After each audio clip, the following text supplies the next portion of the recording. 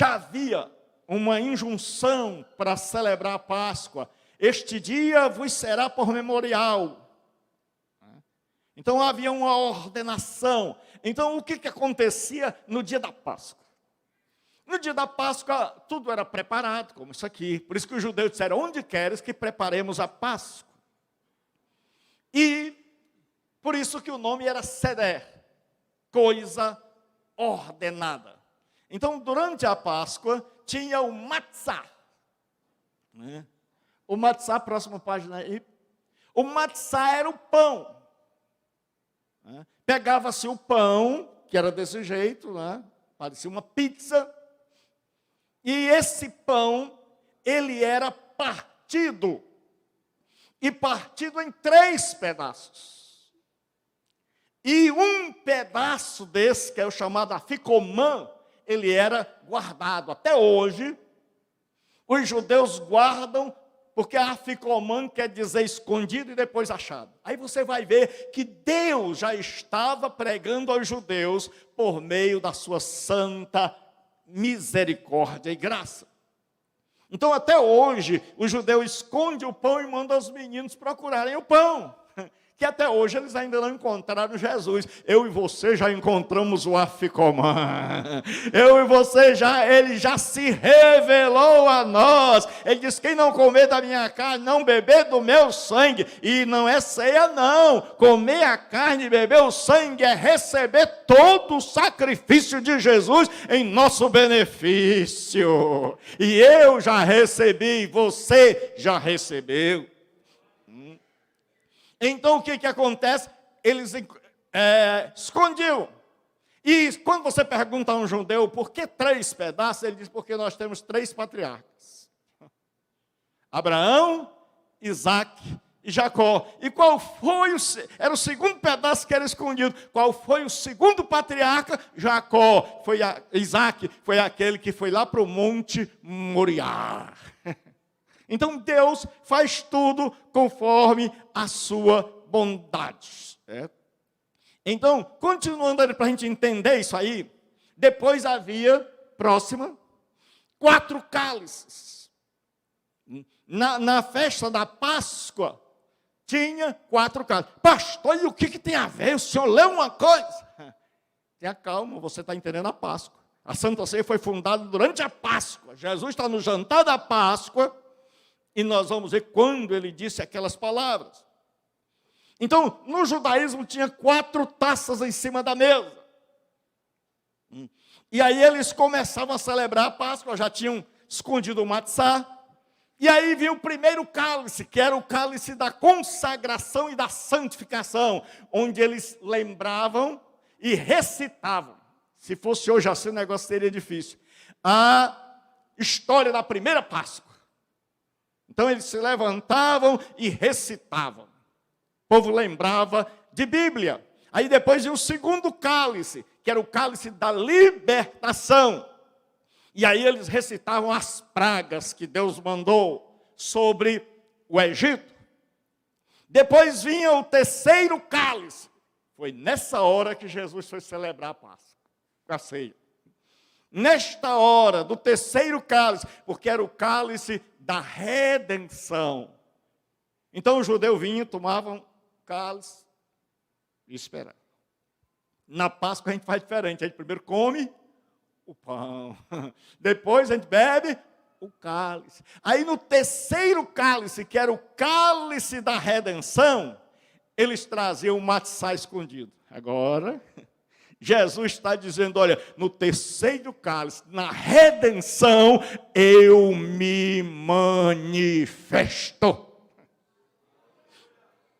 E Jesus está fazendo tudo isso ali para que o judeu entenda. Para que o Senhor disse, porque o desejo de Jesus, irmãos, eu acho uma coisa terrível você esperar até o domingo e você sair daqui morrendo de fome. Acho um crime contra Deus você chegar domingo aqui e não ser alimentado.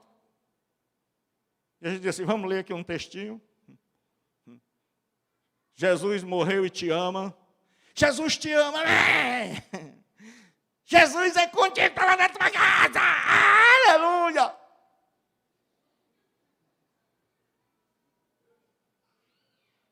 No dia que acontecer isso, você diga assim: prega a palavra. Porque você tem que sair daqui alimentado. Você veio para cá para ser alimentado. Não dá mais, irmão, para você passar 25 anos dentro de uma igreja e não saber nada. E quando a gente vai falar as coisas, que foi? E aí agora eles vão comer. Quando chegava o terceiro cálice, eles iam comer o pão. E agora o pai da família, pai naquela época ainda mandava. O pai da família, ele chegava e dizia: agora está aqui o aficomã. Então era aí onde comiam o pão e bebiam o cálice. Certo? E beber o cálice é uma metonímia. Significa beber o conteúdo que tem dentro. Não vá por aí beber um cálice não, porque você morre. Certo? Aí o que acontecia? Eles tinham o quarto cálice. Mas Jesus instituiu, o texto que eu li está no terceiro cálice. E aí no quarto cálice, eles bebiam o cálice e recitavam o Halel. Halel quer dizer um cântico de louvor, era do Salmo 116 ao 118, onde tem uma tradução que diz assim: preciosa é a vista do Senhor a morte dos seus santos. Mas no hebraico não é preciosa. Deus não acha precioso, Deus não acha bonito. Eu acho que é o pastor Walter que está ali. Eu fiquei pensando que era. Então,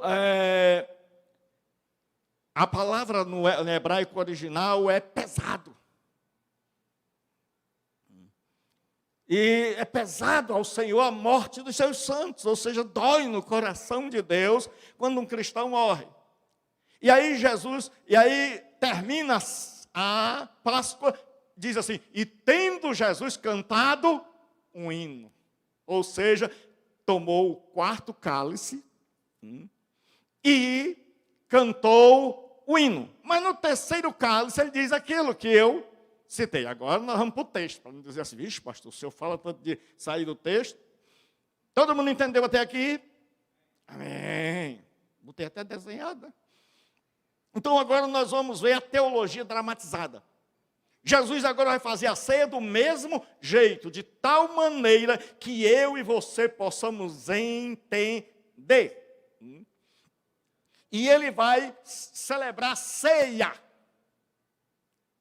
Que eu acho que a ceia era para ser um culto onde a gente reduzia tudo. E só tinha assim, louvor, pregação, ceia, e é claro as ofertas que não pode. E o crente já era para mandar a oferta para o Pix. Então, teologia dramatizada, o que é isso? É que na Bíblia tem todo o ensino de Deus, só que às vezes Deus, sabendo da nossa dificuldade cognitiva, Ele faz um drama. Como Deus pega e diz assim: Oséias, vai lá e casa com uma mulher adúltera. E aí, o povo fica assim. Nem sabe que ela não era e se tornou. Pensa que Deus mandou, que Oséias era apaixonado pela mulher. E Deus disse: Oséias, já que você é apaixonado pela tua mulher, eu vou usar a tua vida como profecia. Assim como tu ama uma mulher que não te merece, eu amo a Israel que não me merece. É tanto que Oséias chega a comprar a mulher dele de volta no mercado de escravo. E Deus está dizendo: a Israel sempre vai para os ídolos, e eu tenho que comprá-la lá na escravidão. E aí Jesus pega agora e ele vai dramatizar, para que a gente entenda. E aí porque a ceia, o pão e o vinho, vai falar da encarnação e da expiação. Totalidade da obra de Jesus em dois elementos. Totalidade do ministério terreno de Jesus. Encarnação é o pão. Jesus encarnou. A encarnação, muita gente pensa que encarnação é só o momento que Jesus nasceu, ele encarnou. Não, encarnação na Bíblia vai desde o nascimento até sua morte na cruz. Encarnação vai desde o nascimento até sua morte na cruz. Então aqui nós temos de forma só dois elementos: o pão, que representa o corpo de Cristo, e o vinho, que representa o seu sacrifício derramado na cruz, ou seja, vida e morte de Jesus Cristo.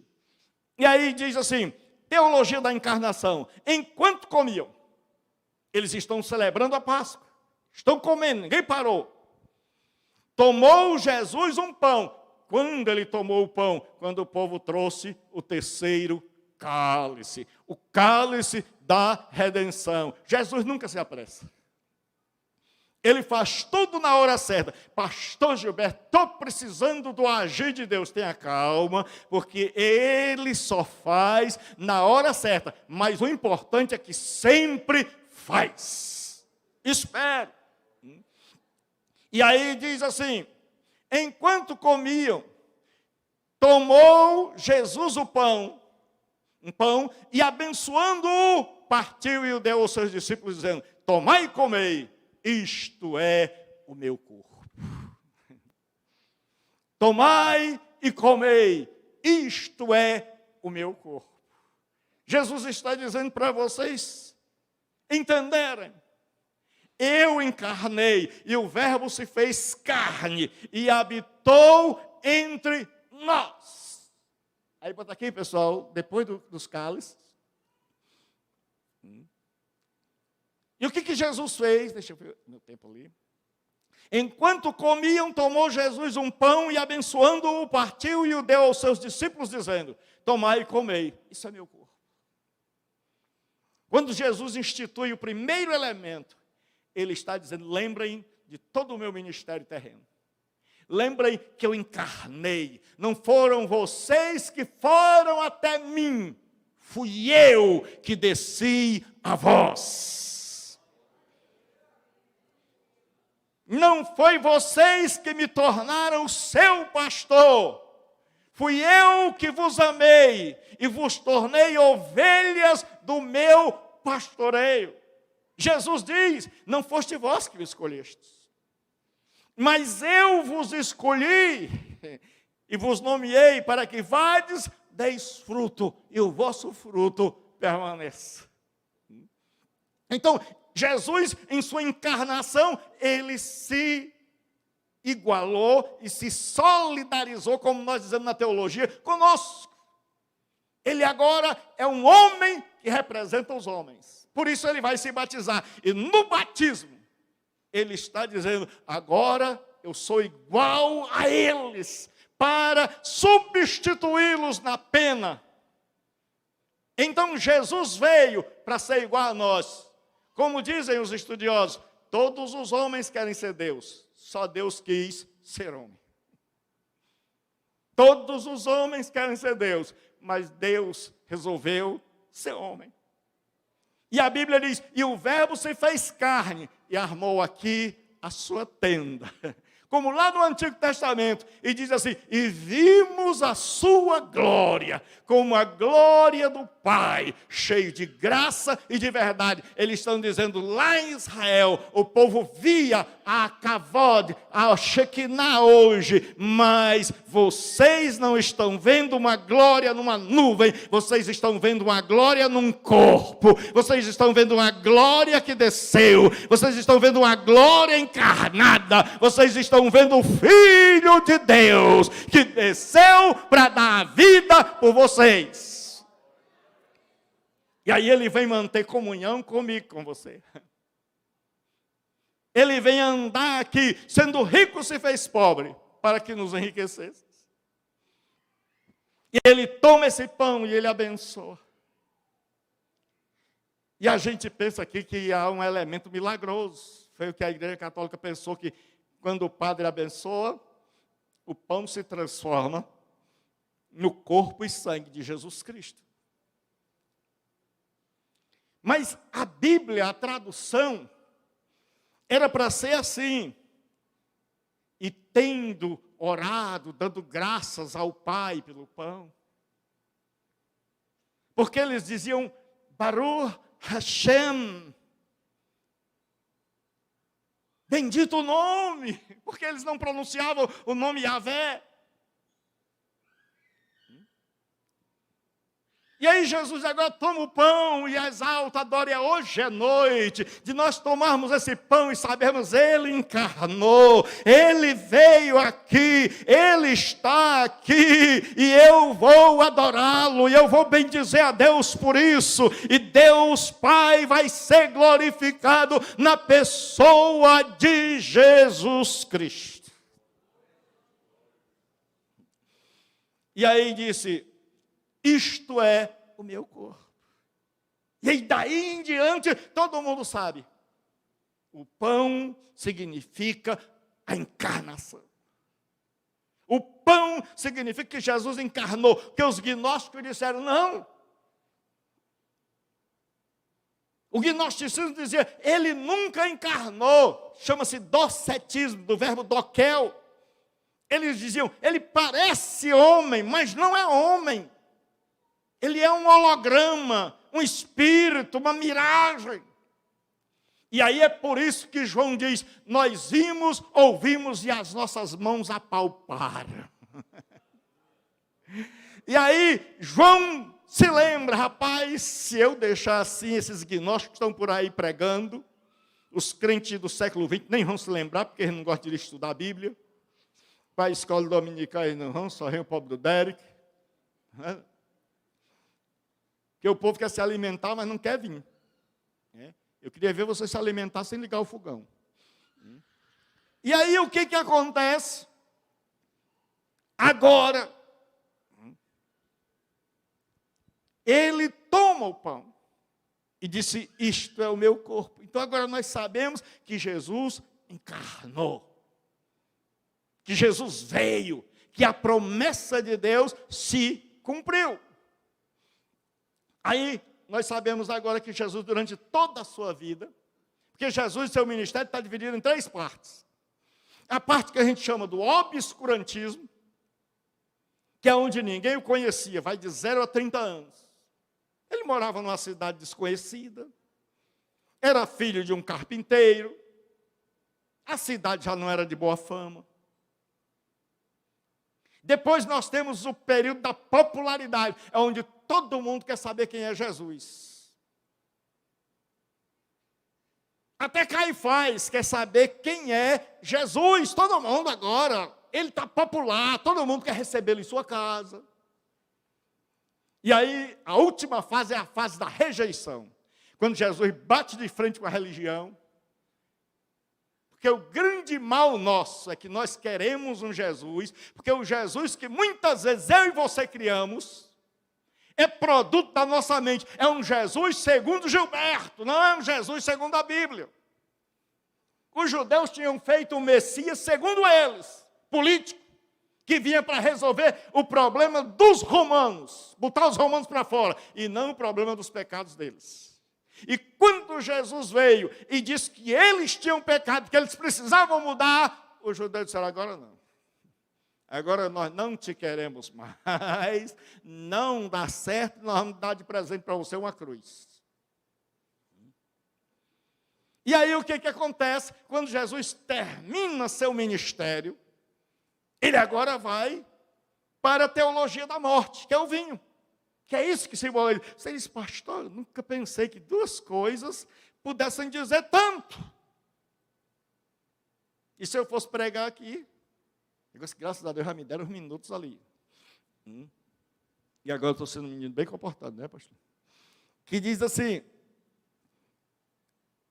a seguir, tomou o cálice.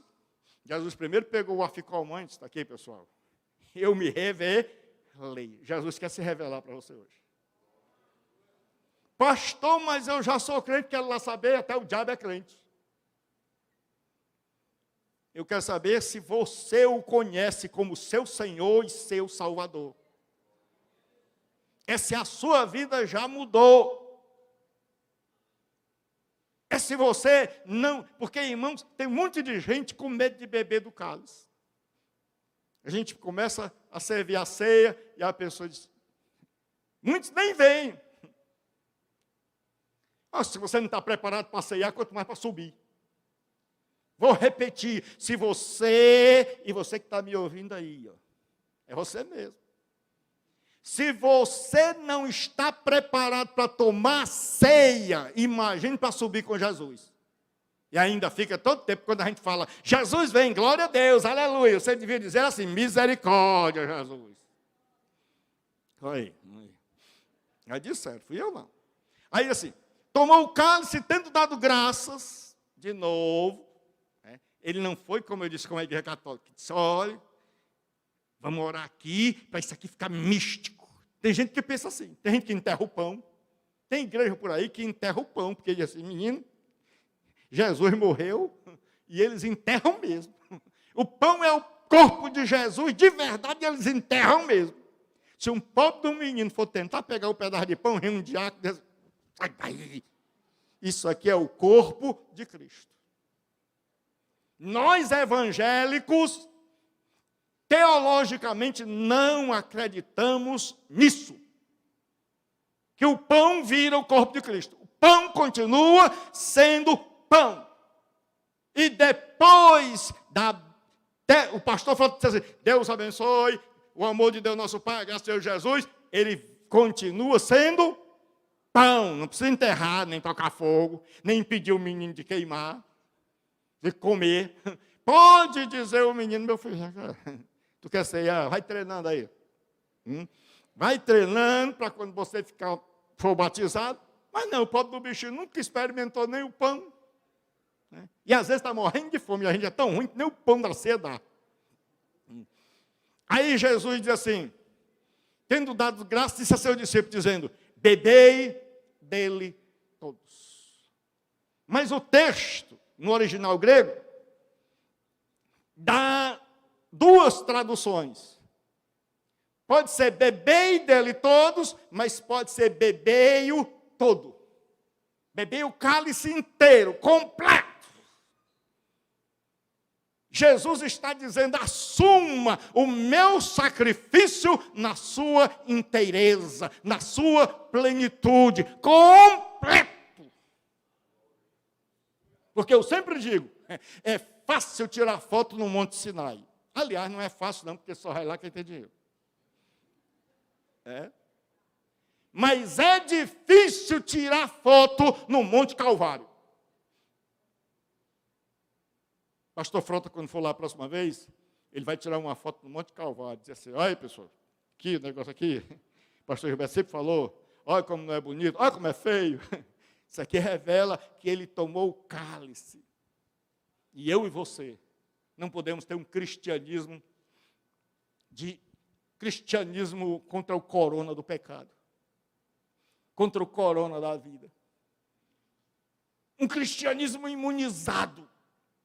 Que a gente pensa assim, você está com Jesus, não acontece nada, acontece desgraça, você fica doente, perde o emprego, a mulher pode ir embora, o marido pode arrumar amante, o que não pode é Deus deixar de ser Deus.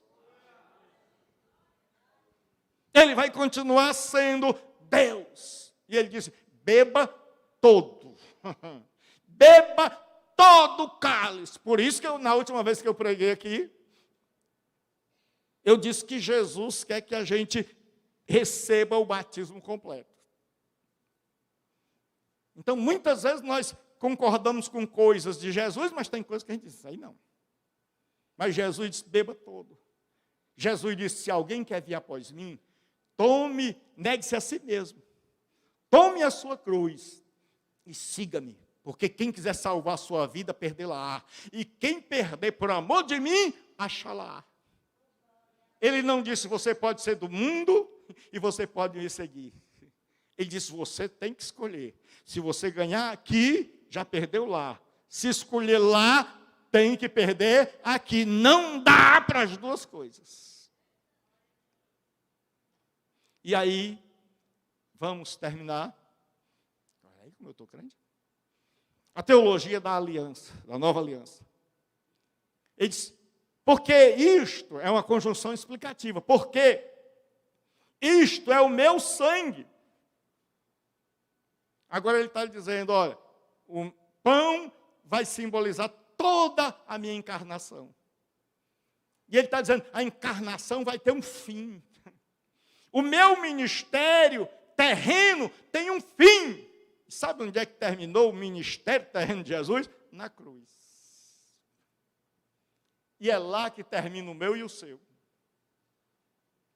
Enquanto eu e você não formos à cruz e dissermos como Paulo, eu não vivo mais, mas Cristo vive em mim. O mundo está crucificado para mim e eu estou crucificado para o mundo.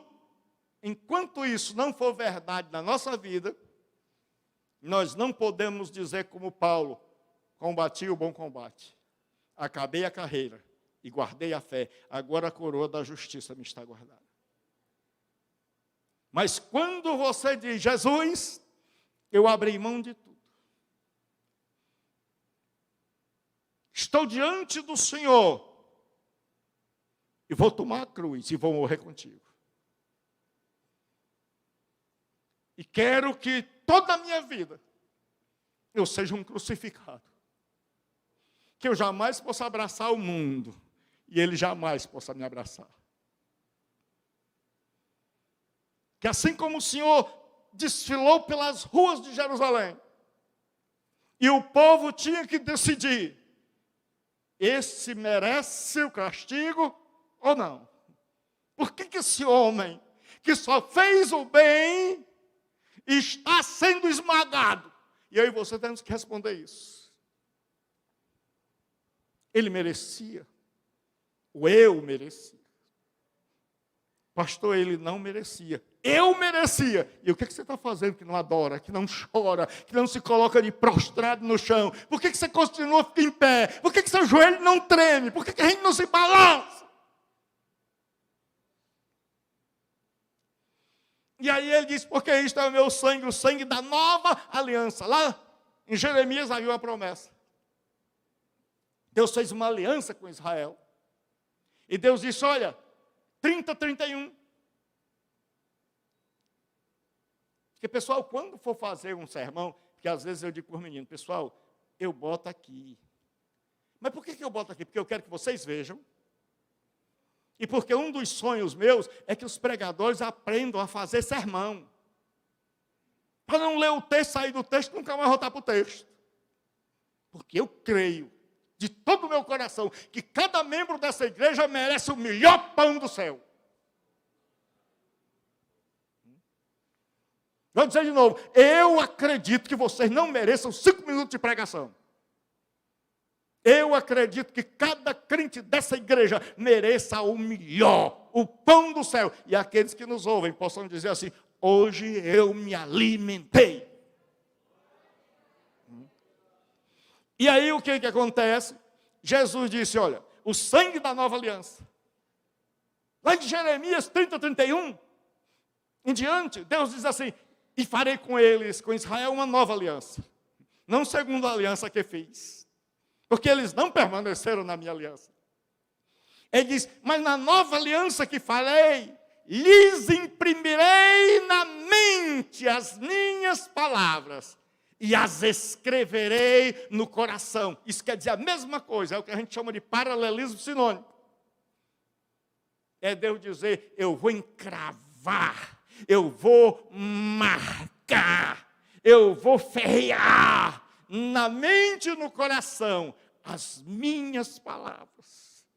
Na nova aliança é para ser assim. Se você é um cristão da nova aliança, você é um cristão que não apenas tem uma Bíblia, mas você é um cristão que é uma Bíblia. E aí ele diz assim, derramado em favor de muitos, para a remissão dos pecados. Jesus chega e ele diz, olha, Deus fez uma aliança com Israel. Mas Israel não permaneceu. E agora eu estou fazendo uma aliança com vocês. Ele disse, agora está se cumprindo a nova aliança. E eu e você estamos agora na nova aliança. Quem aí já faz parte da nova aliança? Então, pelo amor de Deus, não volte para a sinagoga.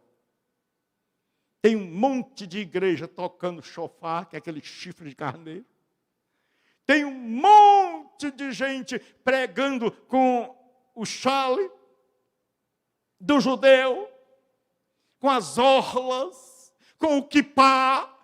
Eu não estou na antiga aliança. Eu não sou judeu, não sou discípulo de Moisés. Eu creio que o Messias profetizado por Moisés veio, que ele encarnou, que ele se fez carne e que ele deu sua vida por mim, terminou seu ministério, ressuscitou da morte, subiu ao céu e está à direita do Pai, esperando a adoração da sua igreja. Que Deus abençoe.